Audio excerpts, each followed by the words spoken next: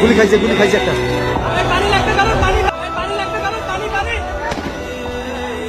গুলি খাইছে একটা। আমাদের দেশে টিকটক হচ্ছে একটা আপদ, আর এই আপদ যত দ্রুত সম্ভব আমার মনে হয় দূর করা উচিত এবং এই অ্যাপটাকে চিরতরে বাংলাদেশ থেকে ব্যান্ড করা উচিত।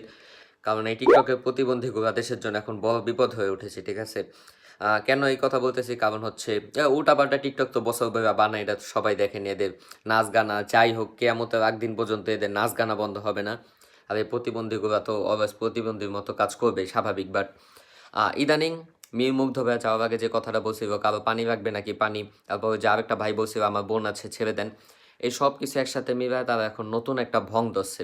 সব সাউন্ডগুলো একসাথে করে, তারপর ইমোশনাল সাজে ওই সাউন্ডগুলো দেখছে, তারপর ক্যামেরার সামনে চোখ ডবে, না হবে উল্টা হয়ে বৈশা ব্ল্যাক অ্যান্ড হোয়াইট ব্যাকগ্রাউন্ড দিয়া, তার পিছনে আরও একটা স্যাড সং লাগায়, তারপর তারা ভিডিও